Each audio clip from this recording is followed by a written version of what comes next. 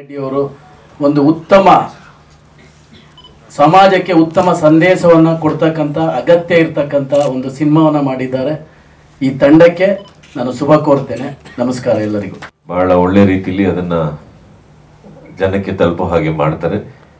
ಹಾಗಾಗಿ ನನಗೆ ಈ ಚಿತ್ರದ ಮೇಲೆ ಬಹಳಷ್ಟು ಭರವಸೆ ಇದೆ. ಆ ಟೀಸರ್ ನೋಡಿದ ಮೇಲೆ ವೆಂಕಟ್ ಗೌಡ ಅವರ ಒಂದು ಉಸ್ತುವಾರಿಯಲ್ಲಿ ಒಂದು ಕ್ರಿಯೇಟಿವ್ ಡೈರೆಕ್ಟರ್ ಆಗಿ ಇದು ಮುಂದೆ ಬರ್ತಾ ಇದೆ ಅಂದರೆ ಬಹಳ ಚೆನ್ನಾಗಿ ಮೂಡಿ ಬರುತ್ತೆ ಅಂತ ನನ್ನ ಒಂದು ಭಾವನೆ.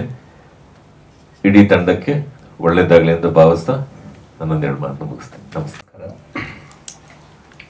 ಮಳವಳ್ಳಿ ಪ್ರಸನ್ನ ಸರ್ ನನಗೆ 7 ವರ್ಷದ ಗೆಳೆಯರು. ಪೂಜ್ಯ ರಾಘವೇಂದ್ರ ರೆಡ್ಡಿ ಅವರು ನಮಗೆ 10 ವರ್ಷದ ಗೆಳೆಯರು. ಇವರಿಬ್ಬರು ಗೆಳೆಯರ ಸಿನಿಮಾ ಅಂತ ಇಲ್ಲಿ ತನಕ ಬಂದಿದ್ದಾನೆ. ಮೊದಲು ಕತೆ ಕೇಳಿದ್ದು 4 ವರ್ಷದಿಂದ ನಾನೇ. ಭಾರತಿ ಟೀಸರ್ ಇವತ್ತು ಭಾರತಿ ಟೀಚರ್ ಕತೆ ಕೇಳಿದ್ದು ಕಳೆದ 4-5 ವರ್ಷಗಳ ಹಿಂದೆ. ಆ ಕಾಲಕ್ಕೆ ಅದನ್ನು ನಾನೇ ಸಿನಿಮಾ ಮಾಡಬೇಕಾಯಿತು. ಮತ್ತು ಕಾರಣಾಂತರಗಳಿಂದ ನಮ್ಮದು ಕಾಲ್ ಶೀಟು ಬೇರೆ ದೊಡ್ಡವ್ರ ಜೊತೆಗಿರೋದ್ರಿಂದ ಸಿನಿಮಾ ಅಲ್ಲಿಂದ ಶುರು ಮಾಡಬೇಕು ಅಂತ ಈ ಸಿನಿಮಾ ಮಾಡಿರಲಿಲ್ಲ. ಆದರೆ ಒಂದು ಒಳ್ಳೆ ಕತೆ, ಒಂದು ಸಾಮಾಜಿಕ ಸಂದೇಶ ಇರುವಂಥದ್ದು ಮತ್ತು ಎಂಟರ್ಟೈನ್ಮೆಂಟ್ ಫ್ಯಾಕ್ಟರ್ಸ್ ಇಟ್ಕೊಂಡು ಮಾಡುವಂಥದ್ದು.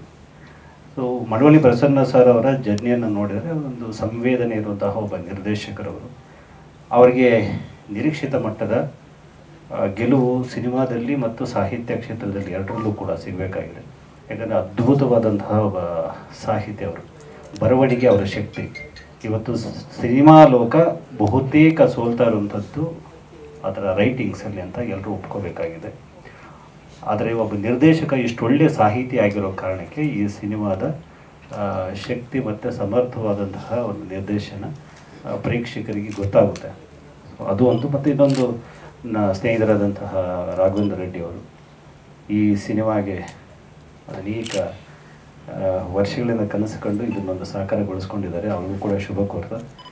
ರಾಜೇಶ್ ರಾಮನಾಥ್ ಸರ್ ನನ್ನ ಯಜಮಾನ ಸಿನಿಮಾಗೆ ಸಂಗೀತ ನಿರ್ದೇಶನ ಮಾಡುವಂಥವ್ರು.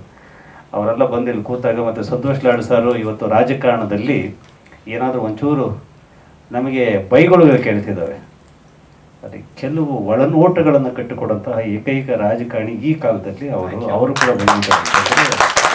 ಇದೆಲ್ಲವೂ ಕೂಡ ಜೊತೆಗೆ ನನ್ನ ಕವಿರತ್ನರು ಇದ್ದಕ್ಕಿದ್ದಂಗೆ ಅವ್ರಿಗೆ ವಯಸ್ಸಾಗೋಯ್ತಲ್ಲ ಅಂತ ನೋಡ್ತಾ ಇದ್ದೆ. ಕವಿರತ್ನರು ಬಂದಿದ್ದಾರೆ. ಇದೆಲ್ಲ ಇಷ್ಟೊಂದು ಸಹೃದಯರು ಮತ್ತು ಸದಭಿರುಚಿ ಮತ್ತು ಕನ್ನಡ ಚಿತ್ರರಂಗದ ಏಳಿಗೆಯನ್ನೇ ಬಯಸುವಂತಹ ಒಂದಷ್ಟು ಮನಸ್ಸುಗಳಿರೋದ್ರಿಂದ ಬಹುಶಃ ಈ ಒಂದು ಸಾಂಕೇತಿಕವಾಗಿ ನಾವೆಲ್ಲ ಸೇರಿದ್ದೀವಿ. ಕನ್ನಡ ಚಿತ್ರರಂಗದ ಇದನ್ನು ಒಳ್ಳೆ ರೀತಿಯಲ್ಲಿ ರಿಸೀವ್ ಮಾಡುತ್ತೆ ಅಂತ ನಂಬಿದ್ದೇನೆ. Thank you. ಭಾರತಿ ಟೀಚರ್ 7ನೇ ತರಗತಿ ಸಿನಿಮಾ ಟೈಟ್ಲೇ ಹೇಳ್ತಿದೆ. ಒಂದು ಮಚ್ಚು ಲಾಂಗು ಇದ್ಯಾವುದೂ ಇಲ್ಲದ ಒಂದು ಶಾಲೆ, ಟೀಚರ್, ವಿದ್ಯೆ, ಕನ್ನಡ ಇದಕ್ಕೆ ಸಂಬಂಧಪಟ್ಟ ಸಿನಿಮಾ ಅಂತ. ಪ್ರಸನ್ನ ಅವರು ನನಗೆ ಬಹುಕಾಲದ ಗೆಳೆಯರು. ಅವರು ನಮ್ಮ ಶ್ರೀನಿವಾಸ್ ಹೇಳಿದಾಗೆ ಅದೇ ರೀತಿಯ ಒಂದು ಸದಭಿರುಚಿಯ ಸಾಹಿತ್ಯ ಪ್ರೇಮಿ ಮತ್ತು ಸಾಹಿತ್ಯವನ್ನು ತುಂಬ ಅಂದರೆ ಸಂಭಾಷಣೆಗಳಾಗಲಿ ಅಥವಾ ಲೇಖನ ಆಗಲಿ ಇದರಲ್ಲೆಲ್ಲ ಭಾಳ ನುರಿತಂಥವರು. ಕತೆ ಮಾಡೋದ್ರಲ್ಲೂ ಕೂಡ ಚೆನ್ನಾಗಿ ನುರಿತಂಥ ವ್ಯಕ್ತಿ. ಸಿನಿಮಾ ಇದು 2ನೇ ಸಿನಿಮಾ ನಿರ್ದೇಶನ, ಮೂರನೇ ಸಿನಿಮಾ ತುಂಬ ಅವರು ಒಂದಷ್ಟು ಕನಸುಗಳು ಕಟ್ಕೊಂಡಿದ್ದಾರೆ. ಕಥೆಯನ್ನು ಒಂದು ರೀತಿ ಅಚ್ಚುಕಟ್ಟಾಗಿ ಕಟ್ಕೊಂಡಿದ್ದಾರೆ. ಅದಕ್ಕೆ ತಕ್ಕ ಹಾಗೆ ರಾಘವೇಂದ್ರ ರೆಡ್ಡಿ ಅವರು ಹಣ ಹೂಡಿ, ವೆಂಕಟ ರೆಡ್ಡಿ ಅವರು ತಲೆ ಹೂಡಿ ಎಲ್ಲ.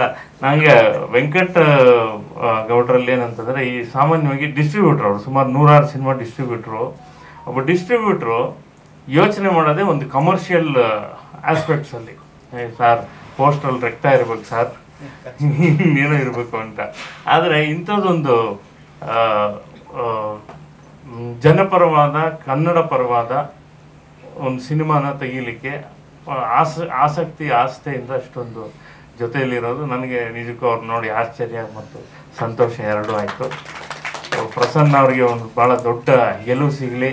ವೆಂಕಟೇಗೌಡರಿಗೆ ಇನ್ನಷ್ಟು ಸಿನಿಮಾ, ವೆಂಕಟೇಗೌಡರು ಮತ್ತು ನಮ್ಮ ರಾಘವೇಂದ್ರ ರೆಡ್ಡಿ ಅವರಿಗೆ ಮತ್ತಷ್ಟು ಮಗದಷ್ಟು ಇಂಥ ಸಿನಿಮಾಗಳನ್ನು ಮಾಡುವಂಥ ಶಕ್ತಿ ಬರಲಿ ಈ ಸಿನಿಮಾಯಿಂದ ಅಂತ ಹಾರೈಸ್ತೀನಿ. ಮತ್ತು ವಿಶೇಷವಾಗಿ ಇವತ್ತು ಅತಿಥಿಗಳಲ್ಲಿ ನಮ್ಮ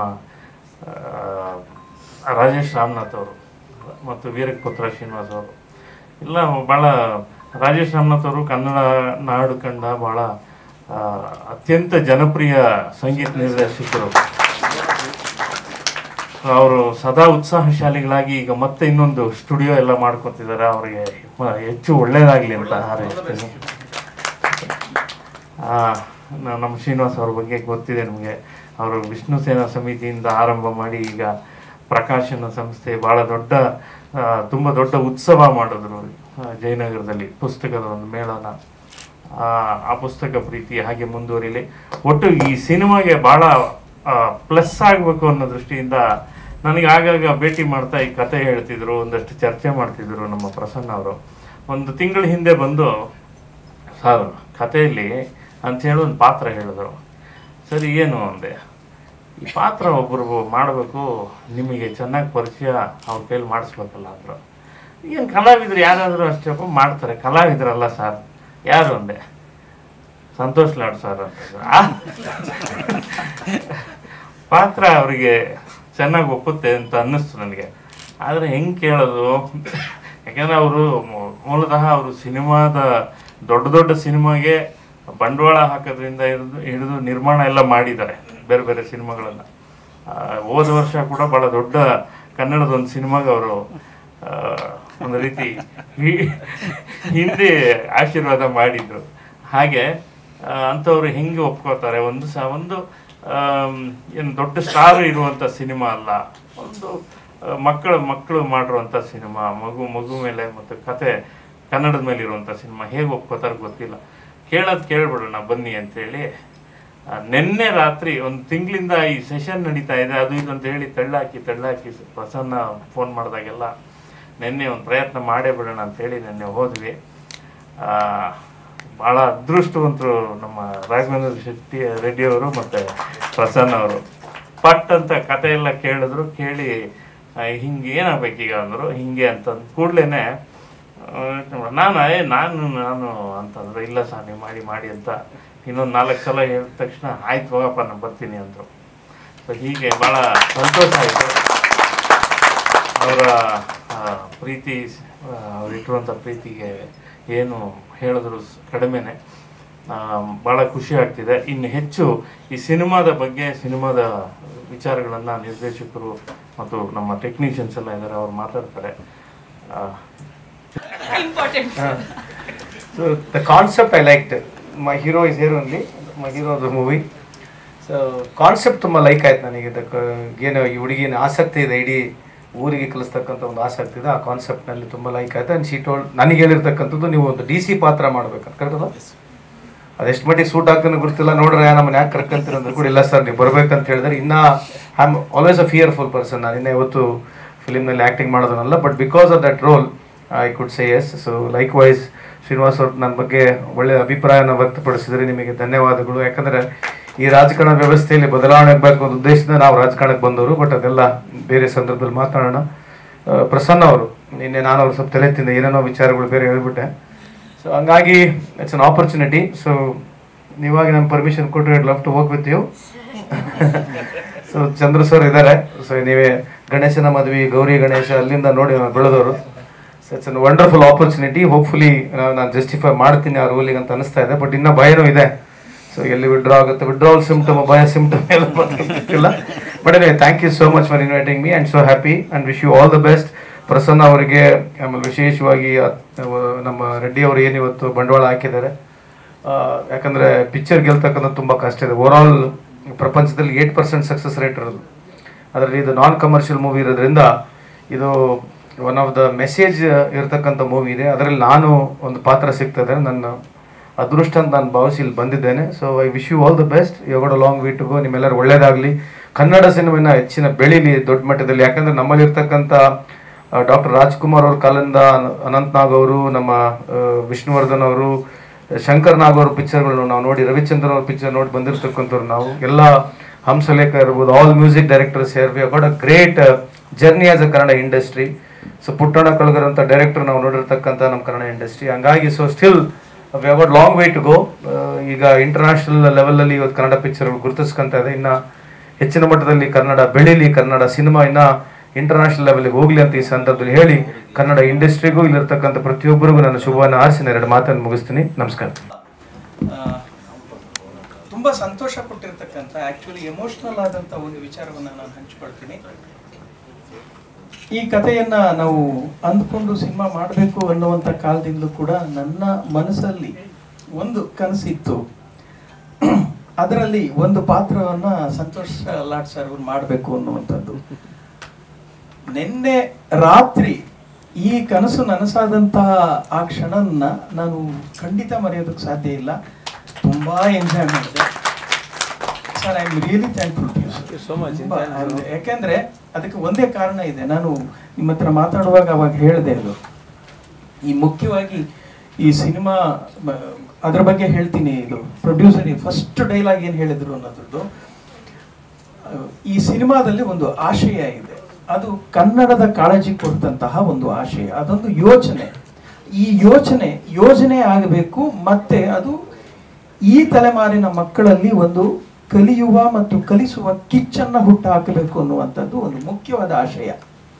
ಈ ಆಶಯಕ್ಕೆ ನಮಗೆ ಸಾರ್ವಜನಿಕವಾಗಿ ಹೇಗೆ ಬೆಂಬಲ ಬೇಕೋ ಅದಕ್ಕಿಂತ ಹೆಚ್ಚಾಗಿ ಮತ್ತು ಅದೇ ರೀತಿಯಲ್ಲಿ ಸರ್ಕಾರ ಮನಸ್ಸು ಮಾಡಿದ್ರೆ ಏನು ಬೇಕಾದರೂ ಸಾಧ್ಯ ಇರುತ್ತೆ ಅನ್ನುವಂಥದ್ದನ್ನು ನಾನು ತರಬೇಕಾಗಿತ್ತು. ಸರ್ಕಾರ ಕೂಡ ಭಾಗಿಯಾದಾಗ, ಯಾಕೆಂದರೆ ಒಂದೇ ಇದರಲ್ಲಿ ಸಿನಿಮಾದಲ್ಲಿ ಕೂಡ ನಾವು ಅದನ್ನು ಹೇಳಿಸಿದ್ದೀವಿ, ರಾಜ ಮನಸ್ಸು ಮಾಡಿದಾಗಲೇ, ಕದಂಬ ರಾಜ ಮನಸ್ಸು ಮಾಡಿದಾಗಲೇ ಕನ್ನಡಕ್ಕೆ ಲಿಪಿ ಸಿಕ್ಕಿತ್ತು. ಆಡಳಿತ ಭಾಷೆ ಕನ್ನಡ ಆಗಲಿ ಅದು ಉರ್ದು ಆಗಲಿ ಬದಲಾಗಬೇಕು ಅಂತ ರಾಜ ಮನಸ್ಸು ಮಾಡಿದಾಗಲೇ ಆ ಭಾಷೆ ಅಭಿವೃದ್ಧಿ ಹೊಂದಿದ್ದು. ಸೊ ಭಾಷೆ ಬೆಳಿಬೇಕು ಅಂತಂದರೆ ಅದು ಯಾವಾಗಲೂ ರಾಜಾಶ್ರಯದಲ್ಲೇ ಬೆಳೆದಿದೆ. ಸಾಮಾನ್ಯರಲ್ಲಿ ಭಾಷೆ ಬೆಳೆಯೋದು ಬೇರೆ, ಆದರೆ ಒಂದು ಸಂಸ್ಕೃತಿಯ ಭಾಗವಾಗಿ ಭಾಷೆ ಬೆಳಿಬೇಕು ಅಂದರೆ ಅದಕ್ಕೆ ಒಂದು ರಾಜಾಶ್ರಯ ಬೇಕು. ಅಂತಹ ಒಂದು ರಾಜಾಶ್ರಯದ ನಿರೀಕ್ಷೆಯಲ್ಲಿ ನಾವು ಈ ಕಥೆಯನ್ನು ಮುಗಿಸ್ಕೊಂಡು ಇದಕ್ಕೆ ಸೂಕ್ತವಾದಂಥ ಒಂದು ಪಾತ್ರ, ಒಂದು ವ್ಯವಸ್ಥೆಯಾಗಿ ಯಾರು ಚೆನ್ನಾಗಿ ಕಾಣ್ತಾರೆ, ಯಾರು ಸರಿ ಹೋಗ್ತಾರೆ ಅಂತನ್ನುವಂತಹ ಒಂದು ಆ ಥಾಟ್ ಪ್ರೋಸೆಸ್ಸಲ್ಲಿ ನಾನು ಸಂತೋಷ್ ಲಾಡ್ ಸರ್ ಅವರನ್ನು ನನ್ನ ಕನಸಿನಲ್ಲಿ ಕಂಡು ಇದನ್ನು ಮಾಡಿದ್ದು. ಅದನ್ನು ಇವತ್ತು ನಿನ್ನೆ ಅವರು ಒಪ್ಕೊಂಡಿದ್ದು ತುಂಬ ಸಂತೋಷ ತಂದಿದೆ. ಮತ್ತಿನ್ನೊಂದು ಸಲ ಹೇಳ್ತಾ ಇದ್ದೀನಿ ಸರ್, ತುಂಬ ಥ್ಯಾಂಕ್ಸ್. ಈ ಇದಕ್ಕೆ ಕಾರಣವಾದಂಥವರು ನಮ್ಮ ಕವಿರತ್ನ ನಾಗೇಂದ್ರ ಪ್ರಸಾದ್ ಅವರು. ನಾನು ಕೇಳದೆ ಇರಲಿ ಅಂತ ಅಯ್ಯೋ, ಇದು ಅದು ಕೆಲವು ಅತ್ಯಮೂಲ್ಯವಾದದ್ದಕ್ಕೆ ಬೆಲೆ ಕಟ್ಟದೇನೆ ಅದನ್ನು ಸುಮ್ಮನೆ ಕೈ ಮುಗಿದು ನೋಡೋದೇ ಚಂದ ಅಂತ. ಇರಲಿ, ನಾಗೇಂದ್ರ ಪ್ರಸಾದ್ ಅವರು ನಮ್ಮ ತುಂಬ ಹಳೆಯ ಪರಿಚಯ, ತುಂಬ ಒಟ್ಟಿಗೆ ಇಂಡಸ್ಟ್ರಿಗೆ ಬಂದವರು. ಆಗಿಂದ ನನ್ನನ್ನು ಅವ್ರು ನೋಡ್ತಿದ್ದಾರೆ, ನಾನು ಅವ್ರನ್ನ ನೋಡ್ತಿದ್ದೀನಿ. ಅವ್ರ ಹತ್ರ ಕೂತು ಸರ್ ಈ ಥರದ್ದೊಂದು ಕತೆ ಹೀಗೆ ಇದ್ರದ್ದು ಹಾಡುಗಳು ಕೇಳಿಸ್ದೆ. ಆ್ಯಕ್ಚುಲಿ ಅವರು ಹಾಡುಗಳ ಬಗ್ಗೆ ಮಾತಾಡಬೇಕಿತ್ತು, ಅದೊಂದು ಮಿಸ್ ಆಗಿದೆ. ಆಮೇಲೆ ಮಾತಾಡಿಸ್ತೀನಿ. ಅದೇ ಅದರಲ್ಲಿ ಇರುತ್ತೆ ಅದು. ಅವ್ರಿಗೆ ಫಸ್ಟು ಹಾಡುಗಳು ಇಂಪ್ರೆಸ್ ಆಯಿತು. ಎಷ್ಟು ಚೆನ್ನಾಗಿದೆ ಇದ್ರದ್ದು ಸಾಹಿತ್ಯ, ಸಂಗೀತ ಇದೆಲ್ಲವೂ ಚೆನ್ನಾಗಿದೆ, ಭಾಳ ಖುಷಿ ಆಯಿತು. ಈಗ ಕತೆ ಏನು, ಫಸ್ಟ್ ಕತೆ ಚಿಕ್ಕದಾಗಿ ಹೇಳಿದ್ದೆ, ಆಮೇಲೆ ದೀರ್ಘವಾಗಿ ಹೇಳಿದೆ. ಯಾಕೆ ಅಂದರೆ ಕೇಳಬೇಕಿತ್ತು ಅವ್ರನ್ನ. ನನಗೆ ನಾಗೇಂದ್ರ ಪ್ರಸಾದ್ ಸರ್ಗೆ ಮತ್ತು ಸಂತೋಷ್ ಲಾಡ್ ಸರ್ಗೆ ಇರುವಂತಹ ಬಾಂಧವ್ಯ ಅದರದ್ದು ಚೆನ್ನಾಗಿ ಪರಿಚಯ ಇತ್ತು 1 ವರ್ಷದಿಂದ.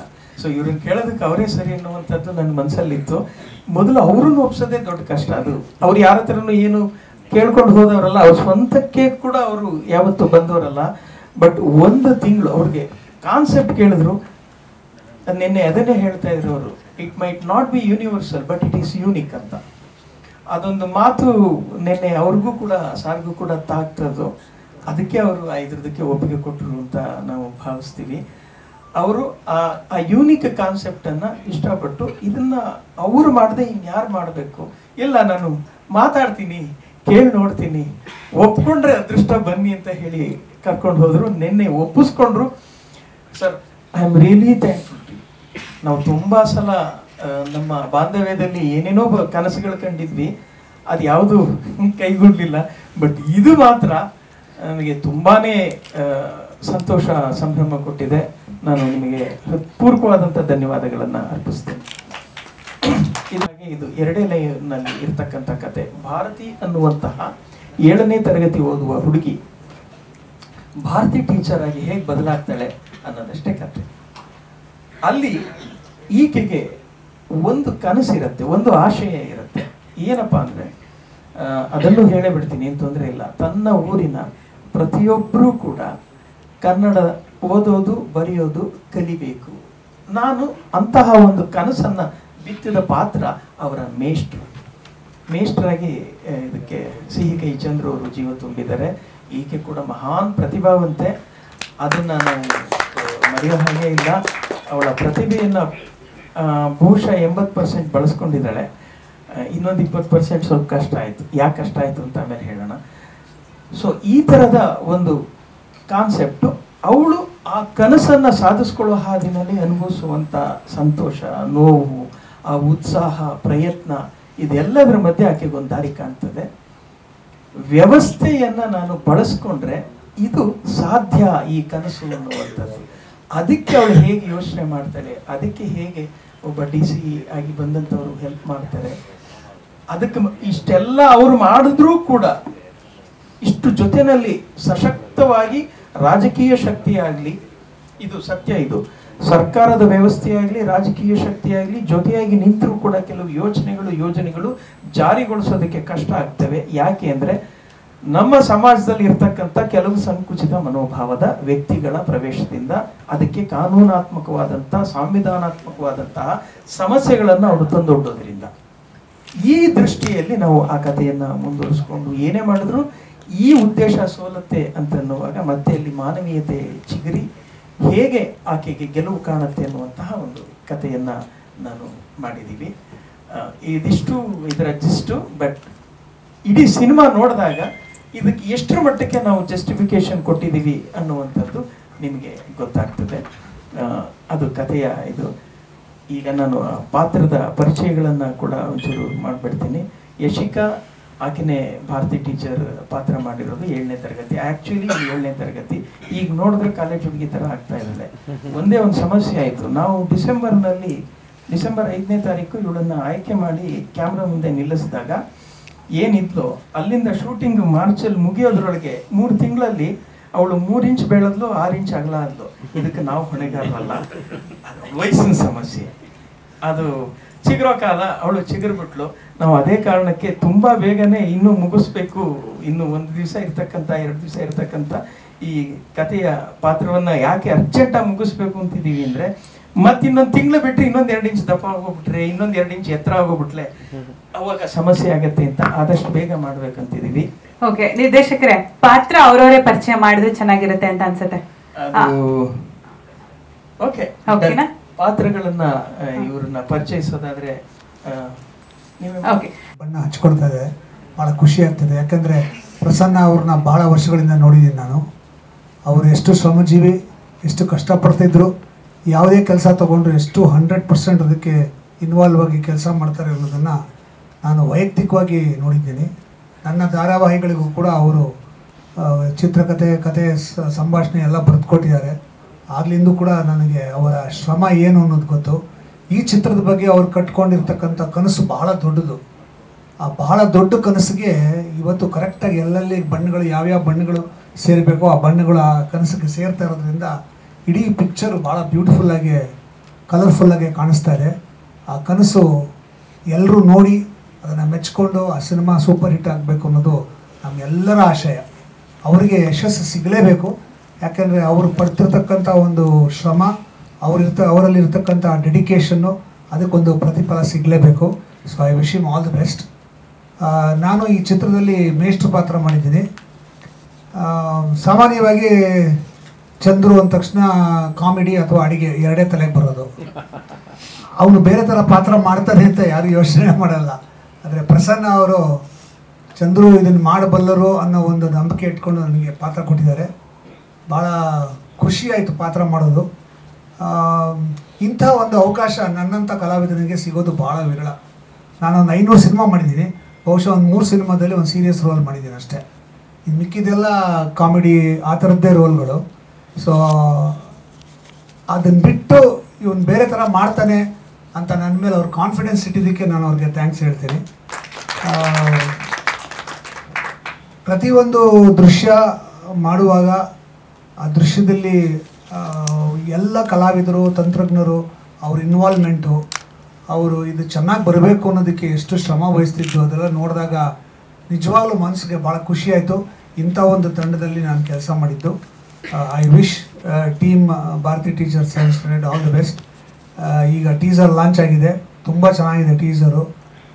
ಸಿನಿಮಾನು ಅದ್ಭುತವಾಗಿ ಮೂಡಿ ಬಂದಿದೆ, ಅದರಲ್ಲೇನು ಅನುಮಾನನೇ ಇಲ್ಲ. ಯಾಕಂದರೆ ನಾನು ಅಭಿನಯಿಸಿದಂಥ ಎಲ್ಲ ದೃಶ್ಯಗಳು ತುಂಬ ಚೆನ್ನಾಗಿತ್ತು. ಎಲ್ಲ ಒಂದು ಕಡೆ ಮನಸ್ಸಿಗೆ ನಾಟುವಂಥ ದೃಶ್ಯಗಳು. ಅದರಲ್ಲೂ ಈ ಮಗು ಅದ್ಭುತವಾಗಿ ಅಭಿನಯಿಸ್ತಾಳೆ. ಇವಳ ಕೆಪಾಸಿಟಿಯನ್ನು ಸಖತ್ತಾಗಿ ಅದನ್ನು ಉಪಯೋಗಿಸ್ಕೊಳ್ಳುವಂಥ ಕೆಲಸವನ್ನು ಪ್ರಸನ್ನ ಅವರು ಮಾಡಿದ್ದಾರೆ. ಈ ಚಿತ್ರದಿಂದ ಭಾಳ ದೊಡ್ಡ ಮಟ್ಟಕ್ಕೆ ಇವಳಿಗೆ ಯಶಸ್ಸು ಸಿಗತ್ತೆ ಅನ್ನೋದು ನನ್ನ ನಂಬಿಕೆ. ಅದು ರಾಜ್ಯ ಪ್ರಶಸ್ತಿ, ರಾಷ್ಟ್ರ ಪ್ರಶಸ್ತಿ ಒಂದು ಕಡೆ ಆದರೆ ಜನರು ಕೊಡ್ತಕ್ಕಂಥ ಪ್ರಶಸ್ತಿ ಡೆಫಿನೆಟಾಗಿ ಇವಳಿಗೆ ಸಿಗತ್ತೆ ಅನ್ನೋದು ನನಗೆ ಗ್ಯಾರಂಟಿ ಇದೆ. I wish all the best. ನಮ್ಮ ಅರಳಿಕಟ್ಟಿ ಅವರು ಅದ್ಭುತವಾದಂಥ ಕ್ಯಾಮ್ರಾ ವರ್ಕ್ ಮಾಡಿದ್ದಾರೆ. ಅವರು ಅಷ್ಟೇ ಪ್ರತಿಯೊಂದು ಫ್ರೇಮು ಹಿಂಗೆ ಇರಬೇಕು, ಇದೇ ಥರ ಲೈಟಿಂಗ್ ಇರಬೇಕು, ಇದೇ ಥರ ಎಫೆಕ್ಟ್ ಇರಬೇಕು, ಇಷ್ಟೇ ಚೆನ್ನಾಗಿ ಬರಬೇಕು ಅಂತ ಪ್ರತಿಯೊಂದು ಶಾಟನ್ನು ಮುತುವರ್ಜಿಯಿಂದ ಶೂಟ್ ಮಾಡಿದ್ದಾರೆ. ಸೊ ಸಿನಿಮಾ ಓವರಾಲ್ ನೋಡಿದಾಗ ಪ್ರತಿಯೊಂದು ಫ್ರೇಮು ಕೂಡ ಒಂದು ಪೇಂಟಿಂಗ್ ಥರ ಇರುತ್ತೆ, ಅದರಲ್ಲಿ ಅನುಮಾನನೇ ಇಲ್ಲ. ಅಂತ ಅದ್ಭುತವಾದ ಕೆಲಸವನ್ನು ಹಳ್ಳಿಕಟ್ಟಿ ಅವರು ಮಾಡಿದ್ದಾರೆ. ಆ್ಯಂಡ್ ಪ್ರಸನ್ನ ಅವರ ಬರವಣಿಗೆ ಅದ್ಭುತ, ಅವರ ಡೈಲಾಗ್ಗಳು ಅದ್ಭುತ, ಅವ್ರು ಬರೆದಿರ್ತಕ್ಕಂಥ ಹಾಡುಗಳು ಅದ್ಭುತ. ಒಂಥರ ಹಾಡು ಕೇಳಿದಾಗಿಂದ ಅದೇ ಗುಂಗಲ್ಲಿ ಹಗಲು ರಾತ್ರಿ ನಾವು ಗುನುಗ್ತಾ ಇರುವಂಥ ಒಂದು ಫೀಲ್ ಸಿಗುತ್ತೆ ಅಂತ ಅದ್ಭುತವಾದಂಥ ಹಾಡುಗಳನ್ನ ಮಾಡಿದ್ದಾರೆ. ಈ ಚಿತ್ರಕ್ಕೆ ನಿಮ್ಮೆಲ್ಲರ ಪ್ರೋತ್ಸಾಹ ಬೇಕು, ಈ ಚಿತ್ರ ಯಶಸ್ವಿ ಆಗಬೇಕು, ಅಷ್ಟೇ ನಮಗೆ ಬೇಕಾಗಿರೋದು. ವಿಲನ್ ಕೊಟ್ಬಿಟ್ಟು ವಿಲನ್ ಮಾಡ್ತಾ ಇದ್ದಂಗೆ ಒಂದು ದಿವಸ ನಂಜಪ್ಪಣ್ಣ ಅಂತ ಬಂದ್ಬಿಟ್ಟು ಈಗ ಭಾರತಿ ಮೈಕ್ ಸ್ವಲ್ಪ ಹತ್ರ ಹಿಡಿಬೋದಾ? ಭಾರತಿ ಟೀಚರ್ 7ನೇ ತರಗತಿ ಅಂತ ಒಂದು ಸಿನಿಮಾ, ಅದರಲ್ಲಿ ಒಂದು ಪಾತ್ರ ಇದೆ, ಅಜ್ಜಯ್ ಇನ್ ರೋಲು. ಏನಪ್ಪ 77 ವರ್ಷ ಆಯಿತು ಅಜ್ಜಯ್, ಆದ್ರೂ ಯಾವುದಾದ್ರೂ ಕೊಟ್ಟು ಮಾಡ್ತೀನಿ ಅಂತ. ಚಂದ್ರು ನಾನು ತುಂಬ ವರ್ಷದ ಗೆಳೆಯರು, ಅಂದರೆ ಸುಮಾರು 45-50 ವರ್ಷದ ಗೆಳೆಯರು. ಏನಂತಂದರೆ ಕಪ್ಪಣ್ಣ ಚಿಕ್ಕವೀರ ರಾಜೇಂದ್ರ ಅಂತ ಒಂದು ನಾಟಕ ಮಾಡ್ತಾಯಿದ್ರು ಕನ್ನಡ ಕಲ್ಚರಿಗೆ, ಸುಮಾರು 80ರ ಇಸ್ವಿಲೆಲ್ಲ. ಆವಾಗ ನಾವು ಗೆಳೆಯರು, ಆವಾಗ ನಾನು ಜೊತೆಲೇ ಇರ್ತಿದ್ದೋ. ಅದು ಬಿಟ್ಟಾದಮೇಲೆ ಈ ಸಿನಿಮಾದಲ್ಲಿ ನಾವಿಬ್ಬರು ಜೋಡಿ ಆದಿದ್ದು, ಅದ್ಭುತ. ಮತ್ತು ಪ್ರಸನ್ನ ಬಾ ನೋಡಿದ್ನಲ್ಲ, ಪುಣ್ಯಾತ್ಮ, ನಿದ್ದೆ ಮಾಡ್ತಿದ್ರು ಯಾವಾಗಲೂ, ರಾತ್ರಿಯೆಲ್ಲ ಎದ್ದಿರೋರು, ಬೆಳಿಗ್ಗೆ ಏನು ಆ್ಯಕ್ಟಿವ್ ಆಗೇ ಇರೋರು, ಯಾವಾಗ ನೋಡ್ರು 24 ಗಂಟೆನೂ ಒಂದೇ ಥರ ಇರೋರು. ತುಂಬ ಅದ್ಭುತವಾಗಿ ಮಾಡಿದ್ದಾರೆ. ನಾನು ಆ ಸಿನಿಮಾದಲ್ಲಿ ಅಜ್ಜಯ್ಯ ಅಂತ ಒಂದು ರೋಲ್ ಮಾಡಿದ್ದೀನಿ. ತುಂಬಾ ಚೆನ್ನಾಗಿದೆ ಸಿನಿಮಾ. ದಯವಿಟ್ಟು ನೀವುಗಳೆಲ್ಲ ಅದನ್ನು ಪ್ರಮೋಟ್ ಮಾಡಬೇಕು. ಕನ್ನಡ ಜನರು ಅದನ್ನು ತಲುಪುವ ಹಾಗೆ ನೀವುಗಳೆಲ್ಲ ಸಹಕಾರ ಕೊಡಬೇಕು. ಇಷ್ಟದೆ ನನ್ನ ಮಾತೇಳಿ ಮುಗಿಸ್ತೀನಿ. ಎಲ್ಲ ಕಡೆ ಪ್ರಚಾರ ಆಗ್ಬಿಟ್ಟಿದೆ. ಬಟ್ ನಾನು ಮಾಡೋ ಒಂದು 95-96 ಸಿನಿಮಾದಲ್ಲಿ ಇದು 24ನೇ ಸಿನಿಮಾ ನಾನು ಪೊಲೀಸ್ ಆಗಿ. ಇದ್ರ ಬಗ್ಗೆ ಚಂದ್ರ ಸರ್ ಹತ್ರ ನಾನು ಡಿಸ್ಕಸ್ ಮಾಡಿದೆ. ಇದೆಲ್ಲ ಏನೂ ಇಲ್ಲ ಬಿಡೋ ನಂಬರು ಅಂತ ಅಂದ್ಯಾರು. ಬಟ್ ನಾನು ಈ ರೋಲ್ ಯಾಕೆ ಮಾಡಿದೆ ಅಂದರೆ, ನನಗೆ ಪೊಲೀಸ್ ರೋಲು ಹೊಸದು ಆ ಥರ ಅಲ್ಲ. ಒಬ್ಬ ಕಲಾವಿದ ಅಂದಮೇಲೆ ಡೈರೆಕ್ಟರ್ ಏನು ಕೊಡ್ತಾರೆ ಅದು ಮಾಡಲೇಬೇಕು ನಾವು. ಬಟ್ ನನಗೆ ಅನಿಸಿದ್ದು ಓವರಾಲ್ ಕತೆ, ಪ್ರಸನ್ನ ಸರ್ ಮಾಡಿದ್ದಂಥ ಒಂದು ಲೈನ್ ಏನಿದೆ, ನನಗೆ ಯಾವಾಗಲೂ ನಾನೀಗ ಅಲ್ಲಿ ಕೂತಾಗಲೂ ಅದೇ ಯೋಚನೆ ಮಾಡ್ತಾ ಇದ್ದೆ. ಭಾರತಿ ಟೀಚರ್ 7ನೇ ತರಗತಿ ಅಂತಿದೆಯಲ್ಲ, ಈ ಭಾರತಿ ಅನ್ನೋ ಬದಲು ಭಾರತ ಅಂತ ಮಾಡಿದ್ರೆ ನಮ್ಮ ದೇಶದಲ್ಲಿ ಇನ್ನೂ ಎಷ್ಟೋ ಜನಕ್ಕೆ ಟೀಚಿಂಗ್ ಬೇಕು ಜನಕ್ಕೆ. ಇಲ್ಲಾಂದರೆ ನಾವು ಇಷ್ಟು ಹಿಂದಿರೋದಕ್ಕೆ ಕಾರಣನೇ ಓದಿದ್ರು ದಡ್ಡರಾಗಿದ್ವಿ. ಕೆಲವರು ದಡ್ಡರಾಗಿ ದಡ್ಡ ಅಂದರೆ ಓದಿರಲ್ಲ, ಬಟ್ ತುಂಬ ಬುದ್ಧಿವಂತರಾಗಿರ್ತಾರೆ. ಕಾಮನ್ ಸೆನ್ಸ್ ಇಲ್ಲ ನಮ್ಮ ದೇಶದಲ್ಲಿ ತುಂಬ ಜನಕ್ಕೆ.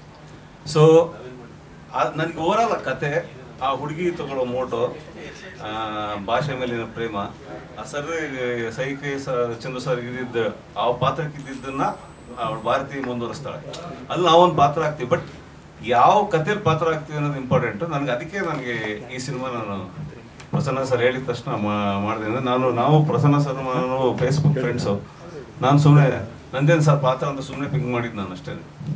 ಅಯ್ಯೋ ಸರ್ ನೀವು ಇರ್ತೀರ ಅಂದ್ರೆ ಗ್ಯಾರಂಟಿ ಅಂತ ಹೇಳಿ ಆಮೇಲೆ ವೆಂಕಟ್ ಸರ್ ಪರಿಚಯ ಆದರು. ಇವರಿಬ್ಬರು ಬಿಟ್ಟರೆ ಇಡೀ ಟೀಮಲ್ಲಿ ಯಾರು ಪರಿಚಯ ಇಲ್ಲ. ಚಂದ್ರು ಸರ್ ಪರಿಚಯ ಇದ್ರು, ಬಟ್ ಚಂದ್ರು ಸಾರೇ ಆ್ಯಕ್ಟ್ ಮಾಡ್ತಾರೆ ಅಂತ ನಂಗೆ ಗೊತ್ತಿರಲಿಲ್ಲ. ಬಟ್ ಆಮೇಲೆ ಟೀಮಿಗೆ ಹೋದ್ಮೇಲೆ ಇಡೀ ಟೀಮ್ ಸೂಪರ್ ಆಗಿತ್ತು. ಹಳ್ಳಿಕಟ್ಟಿ ಸರ್ ಎಲ್ಲ ನಾವು ಸಖತ್ ಎಂಜಾಯ್ ಮಾಡಿದ್ವಿ. ಕೊನೆಗೆ ನಂಜಪ್ಪ ಸರ್ ಸಿಕ್ಕಿದ್ರು. ಇವರು ಒಂದು ಸಿನಿಮಾದಲ್ಲಿ ಆ್ಯಕ್ಟ್ ಮಾಡಿದ್ವಿ, ಬಟ್ ಒಟ್ಟಿಗೆ ಆ್ಯಕ್ಟ್ ಮಾಡಿದ್ದು ಈ ಸರಿನೇ ಇದ್ರಲ್ಲಿ ಮಾಡಿ ಹಯಗ್ರೀವದಲ್ಲಿ ಮಾಡಿದ್ವಿ. ಸೊ ಓವರ್ ಆಲ್ ಟೀಮ್ ತುಂಬ ಚೆನ್ನಾಗಿದೆ.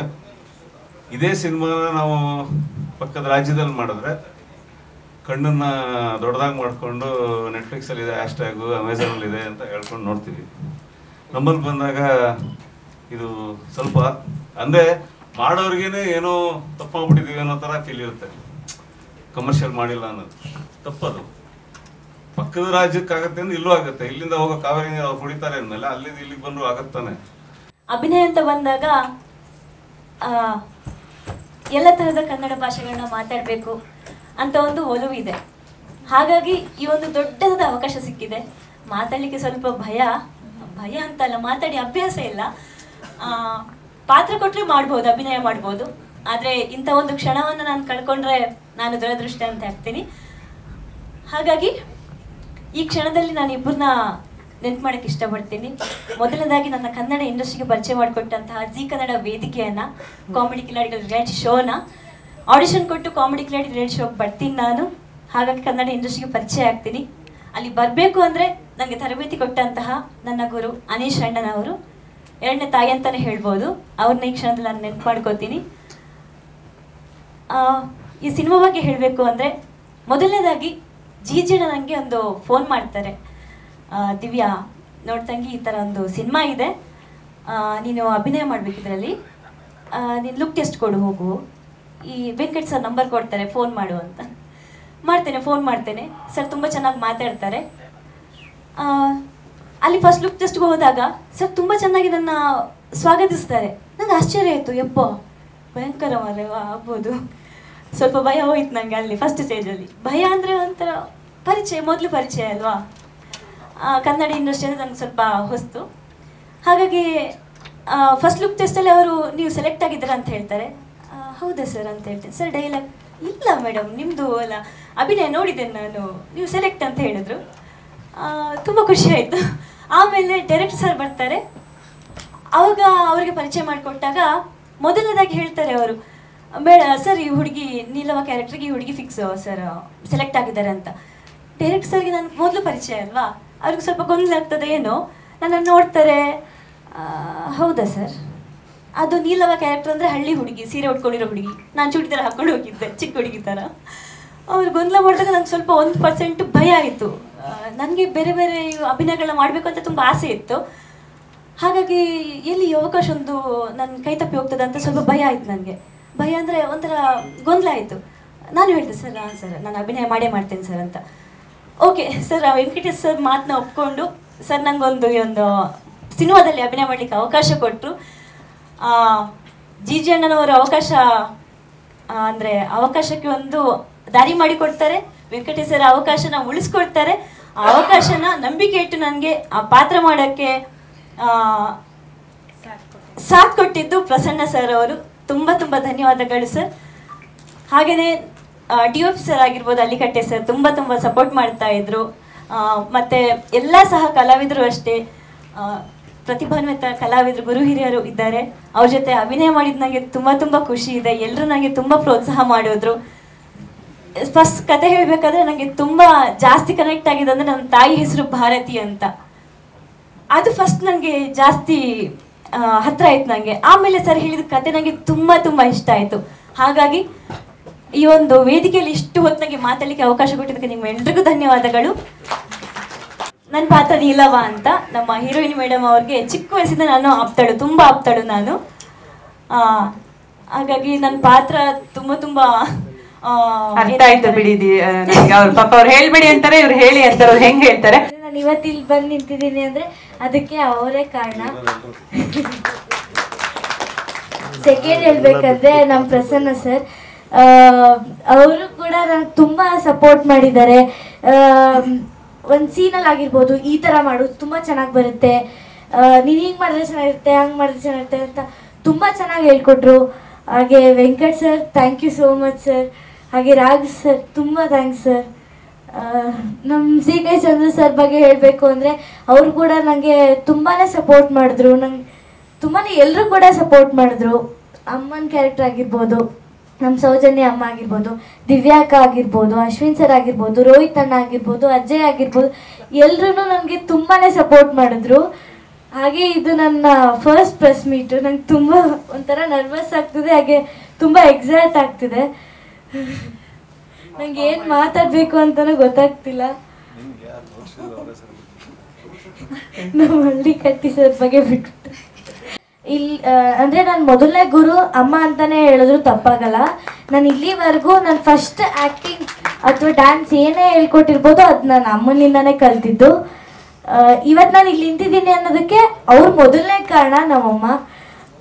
I love you so much mummy. Varshini ಇನ್ನೂ ಎಷ್ಟೊಂದು ಮಾಡಿದ್ದೀನಿ. ಇವಾಗ ರೀಸೆಂಟಾಗಿ ಉದೋದೋಷಿ ರೇಣುಕಾ ಯಲ್ಲಮ್ಮದಲ್ಲಿ ರೇಣುಕೆ ಪಾತ್ರ ಆಗಿ 450 ಎಪಿಸೋಡ್ಸ್ ಮಾಡಿದೆ. ಸೊ ನಾನು ಇವಾಗ ಭಾರತಿ ಟೀಚರ್ ಅಂದರೆ ಭಾರತಿಯಾಗಿ ಮಾಡ್ತಾ ಇದ್ದೀನಿ. ನಾನು ಯಶಿಕಾ ಆಗಿದ್ದು ನನ್ನನ್ನು ಭಾರತಿ ಟೀಚರ್ ಆಗಿ ಒಂದು ಒಳ್ಳೆ ಚಿತ್ರ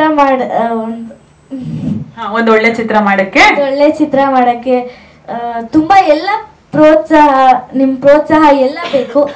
ಇದು ಒಳ್ಳೆ ಸಿನಿಮಾ ಆಗಿ ತುಂಬ ದೊಡ್ಡದಾಗಿ ಬೆಳೀಲಿ ಅಂತ ನನ್ನ ಆಸೆ. ಸೊ ಏನು ಮಾತು ಬರ್ತಾ ಇಲ್ಲ ಬಂದಿದ್ದಕ್ಕೆ. ಆಮೇಲೆ ಭಾರತೀಯ ಚಲನಚಿತ್ರದ್ದು ಡೈರೆಕ್ಟರ್ ಹೇಳಿದ್ದಾರೆ, ಸಂತೋಷ್ ಲಾಡ್ ಸರ್ ಹೇಳಿದ್ದಾರೆ, ಎಲ್ಲರೂ ಹೇಳಿದ್ದಾರೆ. ಇನ್ನು ಅದ್ರ ಬಗ್ಗೆ ನಾವೇನು ಹೇಳಲ್ಲ. ಸೊ ನೀವು ಏನು ಬರೀಬೇಕು ಸರ್, ನಮ್ಮ ಸಿನಿಮಾದ ಬಗ್ಗೆ ಬರೆದ್ಬಿಟ್ಟು ಜನಗಳಿಗೆ ತಲುಪಿಸಿ. ಸೊ ಈ ಚಿತ್ರದಲ್ಲಿ ನಿರ್ಮಾಪಕರು ನಾನು ಆಗಿದ್ರು ಕೂಡ, ಬಟ್ ಇದರಲ್ಲಿ ವೆಂಕಟ್ ಗೌಡರು, ನಮ್ಮ ಪ್ರಸನ್ನ ಸರ್ ಏನಿದ್ದಾರೆ ಅವರಿಬ್ಬರ ಮೇಲೇ ಭಾರ ಹಾಕಿ ಇಡೀ ಸಿನಿಮಾನ ಬಿಟ್ಟಿದ್ದೀವಿ. ಸೊ ಅವರು ಏನು ಚಲನಚಿತ್ರ ಮಾಡಿದ್ದಾರೆ, ಇವತ್ತು ನಾನು ಟೀಸರ್ ನೋಡಿದ್ಮೇಲೆ ನಾನು ಅವ್ರ ಮೇಲೆ ನಂಬಿಕೆ ಬಂದಿದೆ, ಈ ಚಿತ್ರ ತುಂಬ ಚೆನ್ನಾಗಿ ಬಂದಿದೆ ಅಂತ. ಮಧ್ಯದಲ್ಲಿ ನಾನು ಒಂದೆರಡು ದಿನ ಶೂಟಿಂಗಿಗೆ ಮಾತ್ರ ಹೋಗಿರ್ಬೋದು. ಅವ್ರಿಗೆ ಏನು ಬೇಕು ಅದನ್ನೆಲ್ಲದೂ ಒದಗಿಸಿದ್ದೀವಿ. ಸಿನಿಮಾ ಚೆನ್ನಾಗಿ ಬಂದಿದೆ ಅಂತ ನೀವೆಲ್ಲ ಹೇಳ್ಬೇಕು ಸರ್. ಏನು ಟೀಸರ್ ನೋಡಿದ್ದೀರ ಅದಕ್ಕೆ ಬೆಲೆ ನೀವು ಹೇಳಿ, ಅಥವಾ ಬೇರೆ ಏನಾದರೂ ಕೇಳೋದಿದ್ರೆ ಕೇಳ್ಬೋದು ಸರ್. ಹೇಳ್ತಾ ಇರೋ ಬಜೆಟ್ ಕಮರ್ಷಿಯಲ್ ಬಜೆಟು, ಇದನ್ನು ಹಾಕೋದಕ್ಕೆ ₹1 ಬರಲ್ಲ ಅನ್ನೋವಂತಹ ಆ ನಂಬಿಕೆ ಇಟ್ಕೊಂಡೇನೆ ನಾನು ಈ ಸಿನಿಮಾನ ಪ್ರೊಡ್ಯೂಸ್ ಮಾಡಬೇಕು ಅಂತಿದ್ದೀನಿ. ಯಾಕೆ ಅಂದರೆ ನನಗೆ ಆ ಲೈನ್ ಇಷ್ಟ ಆಯಿತು. ಕನ್ನಡದ ಮೇಲಿನ ಕಾಳಜಿಯ ಕಥೆ ಇದೆಯಲ್ಲ, ಏನೋ ಸೇವೆ ಮಾಡಬೇಕು ಕನ್ನಡದ ಸೇವೆ ಅಂತ ನಮ್ಗೆ ಅನಿಸ್ತಿರ್ತದೆ. ಅದಕ್ಕೆ ಯಾರ್ಯಾರು ಏನೇನೋ ಪ್ರಯತ್ನಗಳು ಮಾಡ್ತಿರ್ತಾರೆ, ನನಗೆ ಗೊತ್ತಿಲ್ಲ ಸರ್.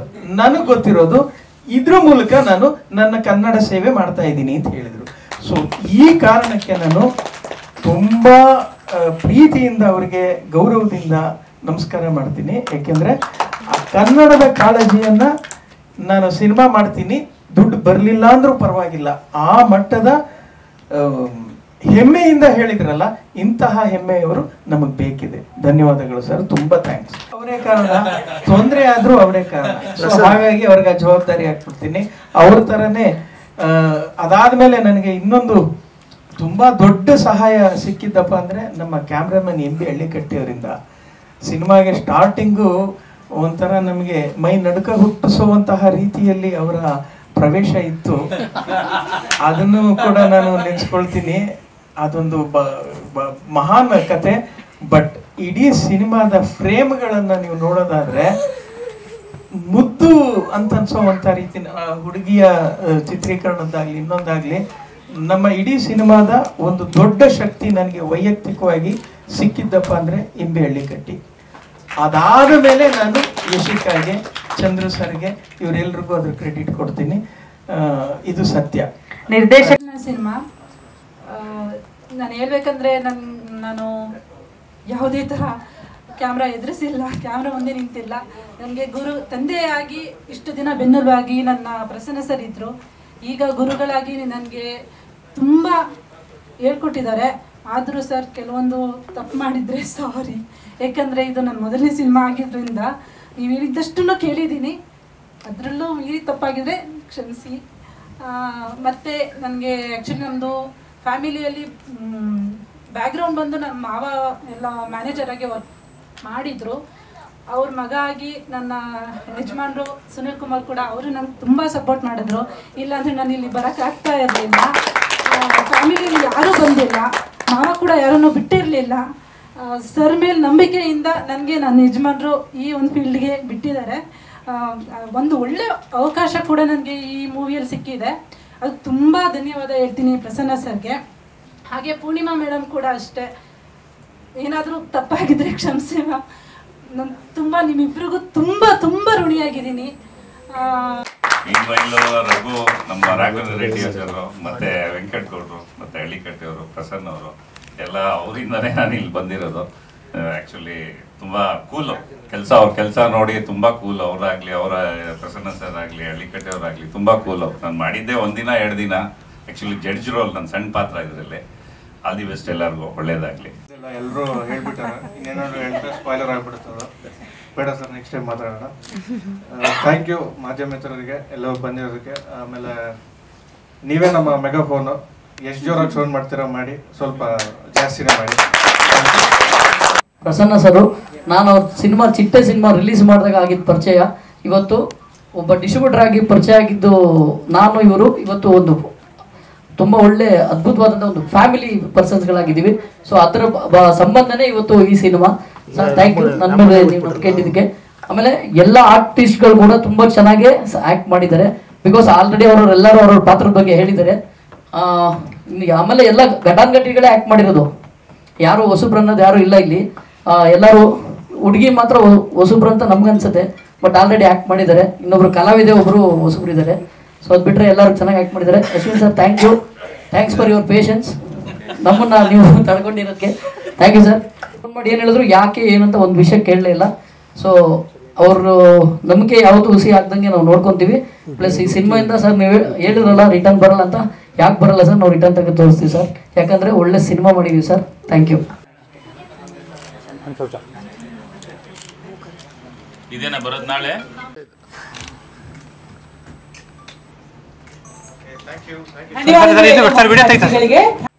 ಅದೇನಾ ನಾಳೆ ಬೆಳಿಗ್ಗೆ ಫೋನ್ ಮಾಡ್ತಿದ್ದೆ. ಬೇಬಿ